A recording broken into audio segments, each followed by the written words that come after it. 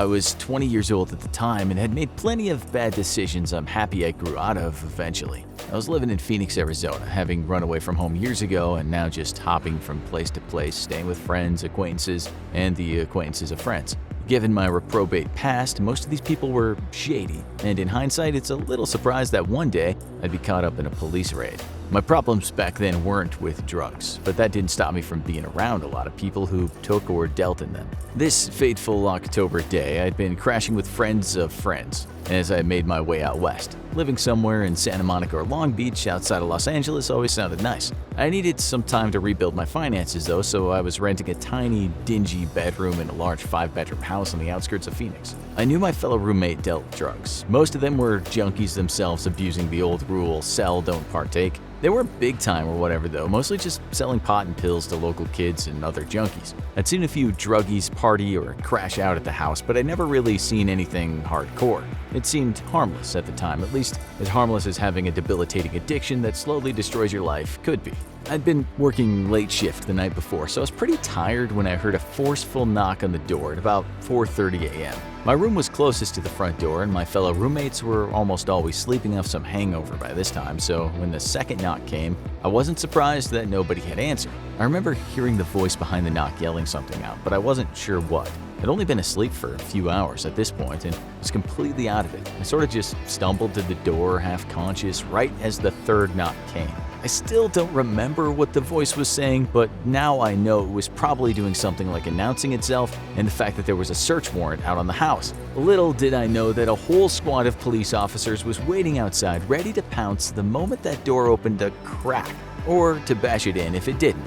I only remember thinking that this must be one of my druggy roommate's junkie customers blitzed out of his mind and angrily demanding drugs at the crack of dawn. I was furious as I ripped open the door, ready to tell some junkie off, but definitely not ready for the blitz that came next. If I'd been sleepy and groggy before, I woke up with the start as a rather burly officer immediately grabbed me by the arm and tore me out of the house. Before I could even come to my senses, I was already passed off to 2 other officers who were handcuffing my hands behind my back. At the doorway, a squad of several officers burst through the now open door, and I could clearly hear the yelling that had been a symphony of random noise in my near unconscious state just moments earlier. "This is the police! We have a warrant for the house!" I was dragged away from the house, hands cuffed behind my back, and immediately moved to a van waiting outside. Bewildered, the only thing I could think of saying was, "I'm not high, I don't use drugs, I'm just really tired. I had a late shift last night." Seems funny now, but at the time I was so scared I honestly thought I might have wet myself, and the last thing I wanted was for a dozen cops that appeared to be surrounding the house to think I was a criminal. Despite being initially roughly manhandled, the officer that came to speak to me after I got thrown into the van was courteous, though definitely not warm. He told me that I was not under arrest, though placed an emphasis on the word "yet," and that I was merely being removed from the house for my and the protection of the officers inside. He explained that they had a search warrant for the house on suspicion of being a drug distribution center, which of course, he wasn't wrong about that, and that my belongings inside would be searched thoroughly. I asked the officer if I was going to go to jail, and he assured me that unless there was a warrant for my arrest, or if they found drugs amongst my belongings, then no, I would not be. I tried to explain my situation, telling the officer that I was merely traveling through the area and I was there temporarily, and the officer sort of gave me a knowing smile and nodded, saying that as long as they didn't find drugs or weapons in my belongings, I'd be fine then. I realized that he'd probably heard my excuse a million times, and each time from men and women who were definitely guilty of doing something illegal and trying to plead their innocence. "Oh, no, officer, I don't know anything about the 10 crates of meth in my closet. I'm just traveling through and renting the room." Matter of fact, by this time, one of my fellow roommates had also been brought into the van, and when he heard me tell the officer I was just briefly renting the space, he began to nod, eagerly saying, Yeah, me too, man." I got furious inside because I knew this particular roommate was definitely selling drugs and probably had a pallet of uppers and downers in his closet. I wanted to yell at him to shut the hell up. He was endangering my own freedom, but I thought better about it. It might make me seem even more like we were in cahoots, not less, and by this time it was becoming clear that every action I took and every word I was saying was building a case for my innocence or not. By now, more of my roommates were being brought into the van, and inside the police were starting a thorough search of the house after securing it. First, they did a sweep looking for any individuals who might be hiding, and I was very grateful that none were. By now, it very much felt like my own fate was tied to the general good behavior of the entire household, and I doubted that my criminal roommates would happily plead my innocence when cases came down against them all. In fact, that scared me more than anything, that any of the people I'd been living with for the last month and a half might drag me down with them just because they could. See, that's what you get when you hang out with lowlifes. You think they're gonna have your back or do the right thing, and when the hammer comes down, let that be a warning to you kids. I wonder how many truly innocent people with bad judgment are hanging out in prison right now because of idiots like this. Once everybody was removed from the house and the cops were happy that there was nobody else hiding, they started to separate us one by one to gather some details. I guess if we'd been serious criminals, they probably would have just driven us straight to jail, but we were just kids in the late teens and early 20s selling crap like Adderall and pot.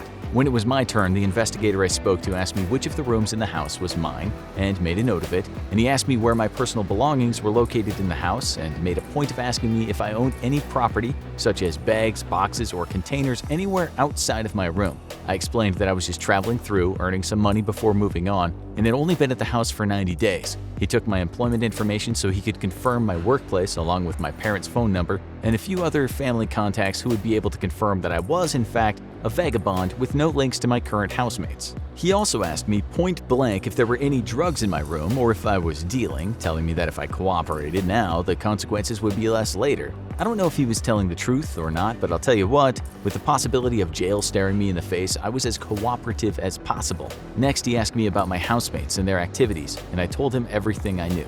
That's right, I narked. Because if you think I'm going to be loyal to a bunch of lowlifes who would throw me under the bus to save even just an inch of their own skin, then you're probably an idiot. Sure, it sounds cool in rap videos to spout it out on the block that you never snitch or that snitches get stitches or whatever, but guess what? When the consequences are real, you think any of your friends are going to choose 5 to 7 years or more in prison over not ratting on you? Get real.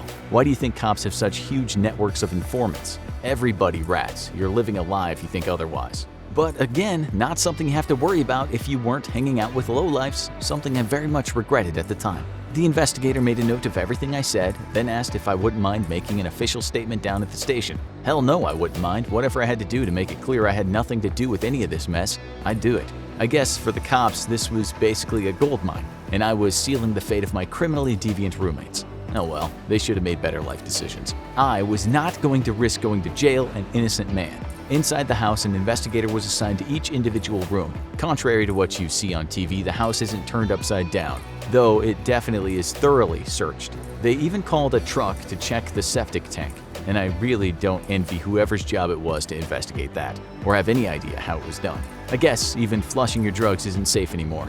The cops took photos of each of the rooms both before and after the search to serve as evidence that they didn't trash the place and thus couldn't be blamed for property damage. Some things were damaged either accidentally or on purpose for things like checking behind a vent on a wall, and those items were notarized and later the department would pay for repairs or replacement. And the cops didn't find anything in my room, of course, but they found plenty in all the other rooms. After the raid, when they took us to the holding at lockup, I was placed in a separate cell from my roommates as it became clear that I was really telling the truth and had nothing to do with my roommates. The police carefully inspected all of my belongings in my room, though, to corroborate my story, and the fact that I didn't own much but a large duffel bag and a second backpack with a few scattered electronics definitely helped prove my innocence.